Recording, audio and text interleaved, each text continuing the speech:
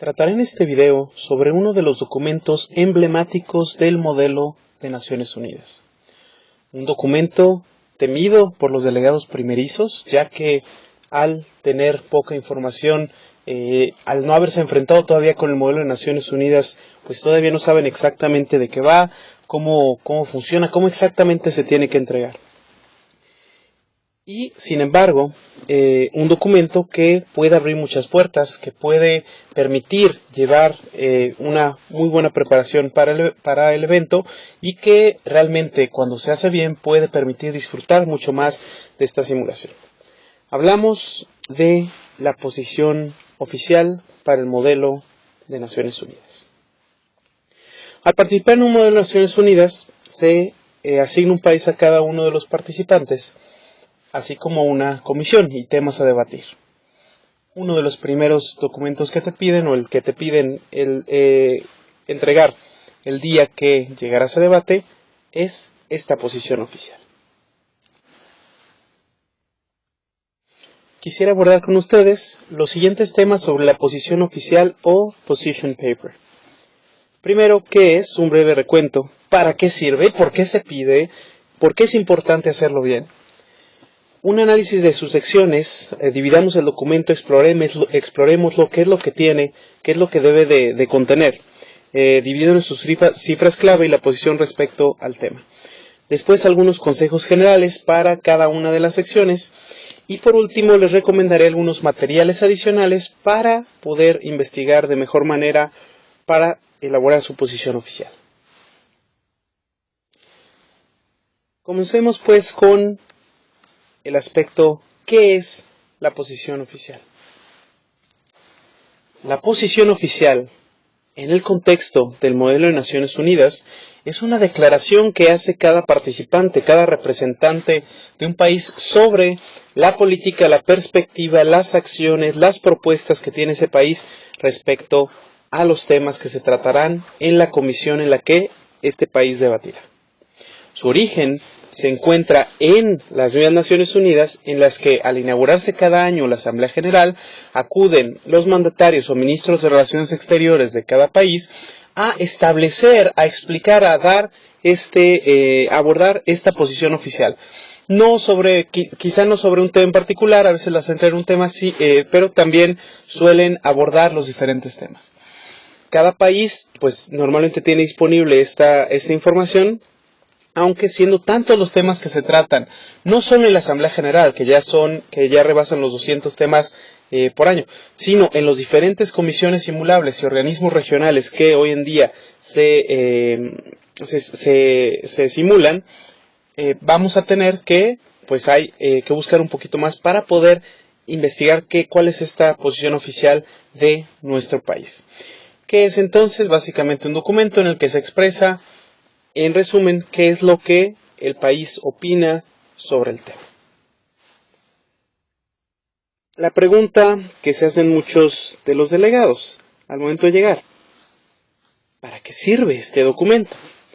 Muchas veces la experiencia del delegado es que al llegar a su comisión deja este documento con la mesa y no tiene mayor utilidad. No lo vuelve a ver, no lo vuelve a utilizar. Sin embargo, este documento es muy importante y señalo únicamente 4 aspectos muy breves. El primero es que busca ser una garantía. Garantía de que el estudiante preparó previamente, investigó sobre su país, revisó los documentos y por lo tanto está preparado para participar en la simulación. Una de las peores cosas que se puede hacer en una simulación, en un modelo de Naciones Unidas, es ir sin preparación, ya que esto hasta cierto nivel te impide disfrutar completamente la experiencia y realmente hace difícil a los demás pues poder aportarla al haber personas que no se comprometen con ella. Entonces es en primer punto una garantía de que al menos revisaste los temas, sabes algo, y esto normalmente la mesa, el presidente de la comisión revisa este documento y pues normalmente lo regresa en caso de que esté incompleto o esté erróneo. El segundo, para aquellos modelos que tienen algún tipo de calificación o están relacionados con la academia con alguna parte de currículum, pues se construye como es una evidencia de revisión, es una evidencia que puede ser calificada, es una evidencia que puede obtener un cierto puntaje y que pues también permite ver el camino recorrido por el alumno para su preparación.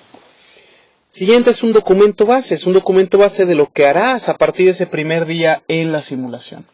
Es un documento que te permite despegar hacia la discusión a fondo de los temas.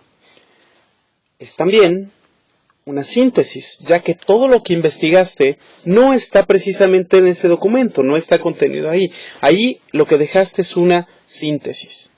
Entonces sirve tanto como documento base para despegar, pero ya cuando tienes experiencia elaborando este tipo de documentos, pues realmente se convierte en una síntesis de todo lo que investigaste. Una de las cosas que más espanta a los delegados primarios es, bueno, ¿cómo voy a meter todo lo que encontré, toda la información que encontré en ese pequeño documento? Porque normalmente pues tiene alguna cantidad de hojas determinada, de cuartillas determinadas. Sin embargo, pues esto no es así, simplemente esto es una síntesis, un resumen de tu investigación y tú puedes llevar a tu comisión el material adicional que hayas encontrado, lo cual es muy importante para poder llevar el debate a fondo. Entonces, ¿es mi posición oficial la única información con la que cuento? No, es la información básica. ¿Debo colocar ahí todo lo que encuentro y todo el material que encontré? No, es una síntesis. Comentemos ahora sobre las secciones que componen normalmente un position paper, una posición oficial. Cada modelo de Naciones Unidas tiene sus reglas particulares, sin embargo, hay algunas reglas generales con las que podríamos establecer o diseccionar un documento de este tipo. Tenemos, en primer lugar, lo que llamaríamos la parte de información estadística, resumen estadístico, un fact sheet o cifras clave, las cuales son un recuento de los datos más importantes sobre el país. Aquellos datos, aquella información estadística que permite conocer un poco el país e inferir quizá alguna de sus acciones, alguna de sus decisiones, su posición en el mundo en ciertos aspectos y por lo tanto pues también medir sus capacidades, su capacidad tanto de acción con poder duro como con poder suave, por ejemplo. Enseguida de esta hoja con cifras clave, de esta hoja o hojas con cifras clave, tenemos la posición sobre cada uno de los temas a debatir, o el position statement, el documento que ya con base en la información estadística que recabó el alumno y con la investigación del alumno, redactó para expresar ante la comisión en la que participa su posición sobre cada uno de los temas.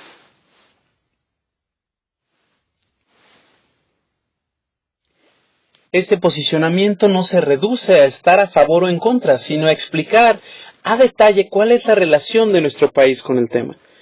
Rara vez nos encontramos con un tema que permita esta diferenciación tan clara entre favor y en contra, sino que vamos a encontrar al momento de investigar una gran cantidad de matices, los cuales es importante expresar a través de este documento. Por lo general, una posición oficial se compone de estas 3 páginas. Sin embargo, no hay un estándar o no hay algo completamente establecido al respecto.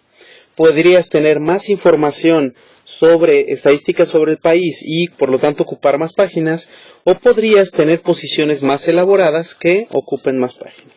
Por ejemplo, tenemos aquí esta posición oficial, estas 2 posiciones oficiales, respectivamente del Reino Unido, de la Gran Bretaña, Irlanda del Norte y de la Federación de Rusia.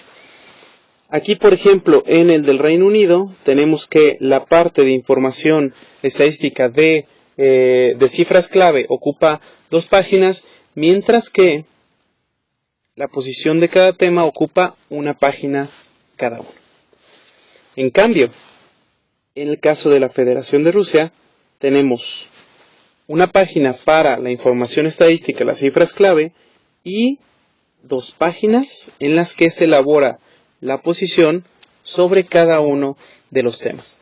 Esto, una vez más, depende de la preparación, de la investigación, de el detalle con el que se quiera presentar esta información.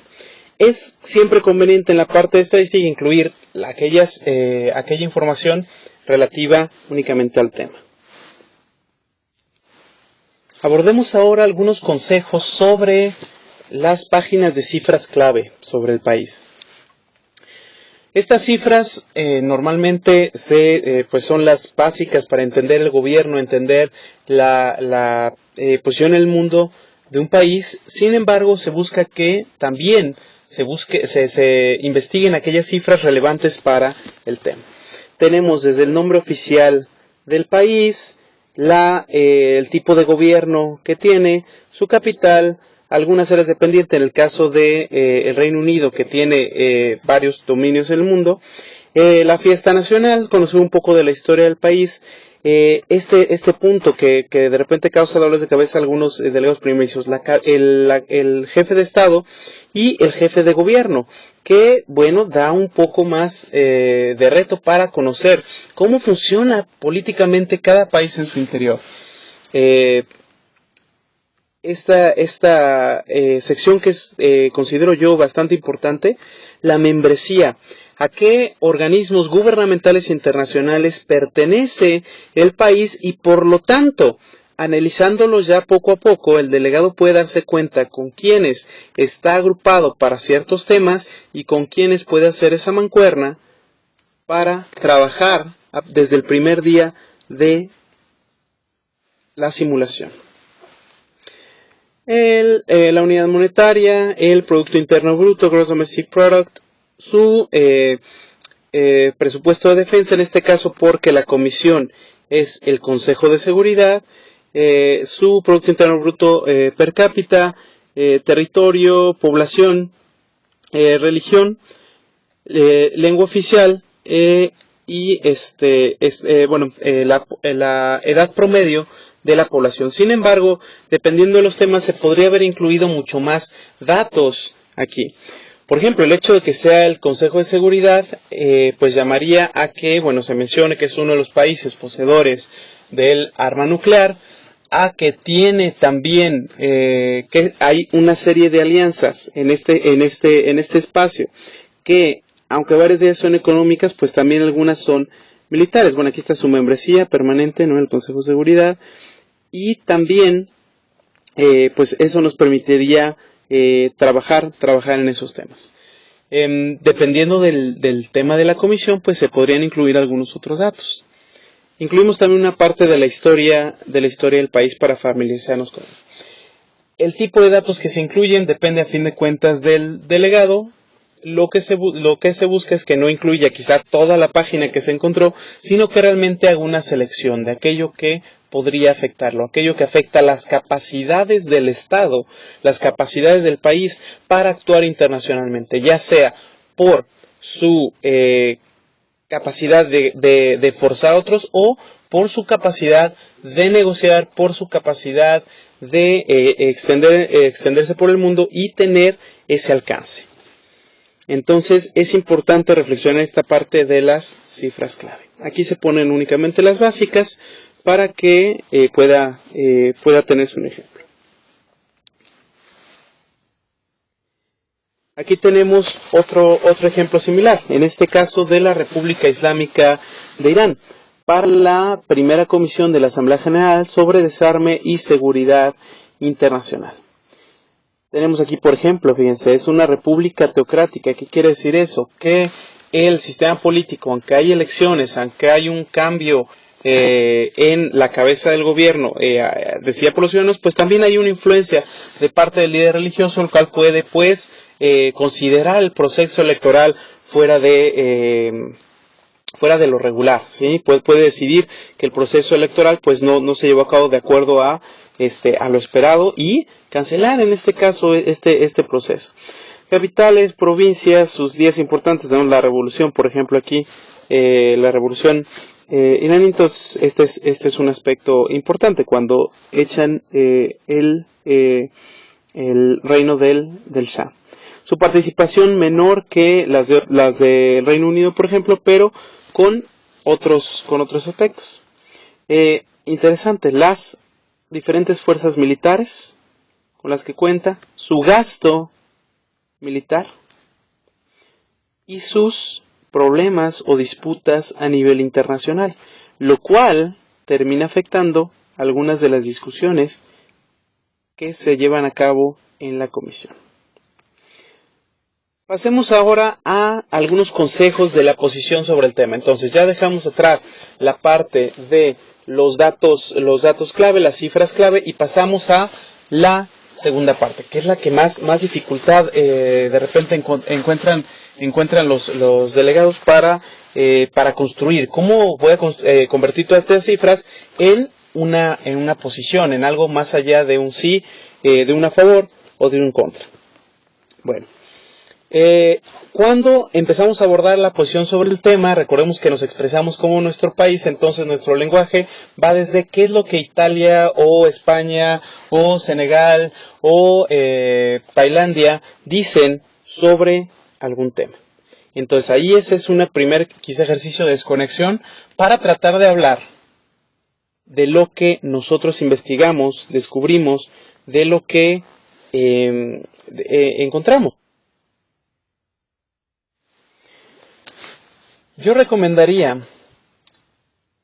para tener claridad tanto en el proceso de elaboración de este documento como en su lectura, dividirlo en 5 o en 3 partes. Tenemos, que son las que ven aquí, una introducción, una explicación de la situación, cuál es la relación entre mi país y la situación que estamos abordando. ¿Cuál es la conexión? ¿En qué tengo que ver? ¿Por qué es importante? ¿Por qué estoy relacionado? ¿Por qué tengo aquí que estar? ¿Y por qué tengo que estar aquí para discutirlo? Muchas veces esa conexión se nos pierde, esta cuestión. Entonces es lo primero que tenemos que establecer. Me preguntaban, por ejemplo, oye, pero entonces, ¿qué tiene que ver México con las armas nucleares? Si México no tiene armas nucleares, ¿qué le puede importar? Bueno, primero que nada tienes el temor de la utilización de las armas nucleares por cualquier ente, ya sea por un país por un estado o por algún otro organismo, ¿sí? O por algún otro grupo. Segundo, México por varios años ha sido un propulsor, o la política exterior mexicana ha sido un propulsor de este desarme nuclear, ¿sí? Entonces tenemos que hay un interés por parte del país que marca su política exterior en este aspecto. Entonces tenemos que encontrar cómo nos conectamos con el tema. Es este primer punto. Situación. ¿Cómo se relaciona el problema y mi país? ¿Cómo estamos conectados? ¿Por qué me importa? ¿Y por qué los demás países deben escucharme cuando yo estoy hablando de este tema? Porque me preocupa, porque estoy tratando de trabajar con todos para resolverlo. Siguiente aspecto, las acciones. Ya que investigué sobre el tema en mi país, pues seguramente me habré encontrado con que mi país ha llevado a cabo algún tipo de acciones, algún tipo de, por ejemplo, leyes, decisiones, alianzas respecto al tema. Entonces es importante que yo haga al menos un breve recuento sobre esas acciones. ¿Qué es lo que he hecho? ¿Sí?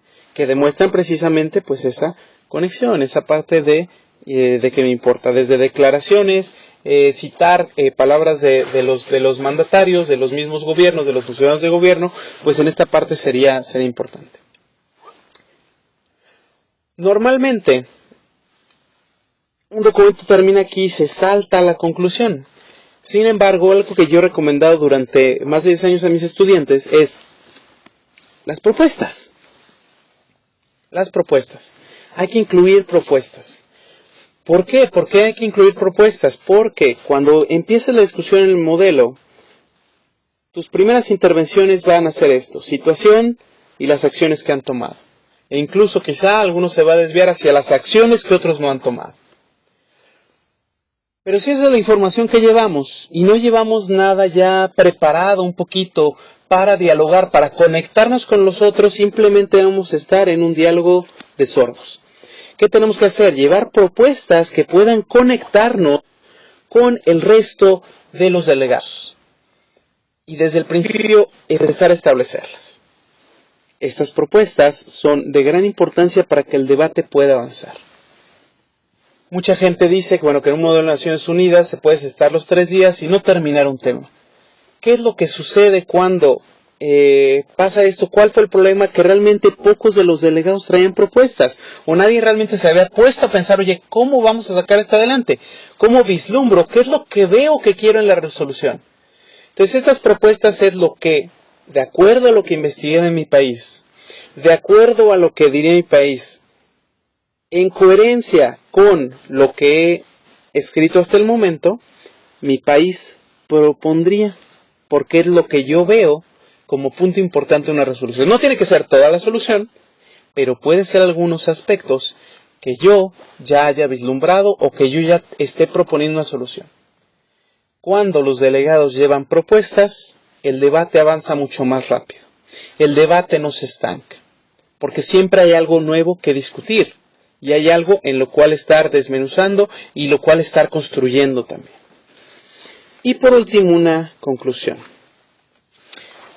Ahora, si nos ponemos un poquito más en un plan sencillo, podríamos integrar, como lo sugiero aquí, la introducción con la explicación de la situación y las propuestas con un cierre muy breve como conclusión.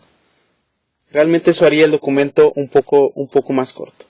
Para el delegado primerizo, pues siempre es recomendable empezar la introducción y realmente dar un cierre que sea coherente con esta introducción, pero ya cuando vamos trabajando un poquito más en estos documentos, pues realmente estas partes pueden integrarse. Es lo que pues llamaría algo así como el SAP. Esta es la parte que queremos tener en nuestra posición oficial. Claramente, situación, acciones y propuestas. Y nadie los tiene que tener más claros que nosotros para poder redactarlos y para poder decirlos. Situación, mi país, relación con el tema. Acciones, ¿qué ha hecho mi nación? Propuestas, ¿qué podemos hacer juntos? ¿Para qué estamos aquí? ¿Para qué vamos a debatir? Para lograr algo. Y aquí está lo que yo propongo que logremos. Entonces, esta parte es muy importante no olvidarla y no conformarse únicamente con estas dos. Veamos rápidamente algunos ejemplos de esto. Observamos, por ejemplo, aquí, en este documento, aquí tenemos, por ejemplo, el position statement de la República Islámica de Irán en dos temas distintos, y vemos claramente la introducción, la situación, las acciones, las propuestas y la conclusión. Introducción, situación, acciones, propuestas, conclusión.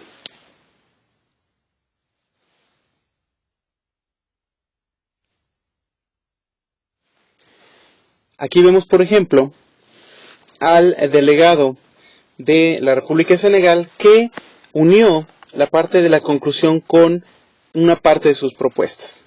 Tenemos aquí su introducción, situación, acciones, propuestas, conclusión. Perdón que vaya un poquito rápido con esta última parte, pero realmente pueden pausar el video y revisarlos el documento para poder apreciarlo un poquito más. Por último, aquí vemos algo también que también se recomendaría hacer.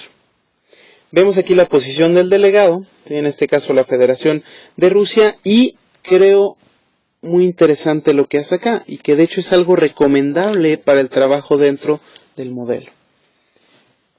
Puntualiza, separa, ordena, prioriza, ¿sí?, con viñetas y con bullet points las propuestas.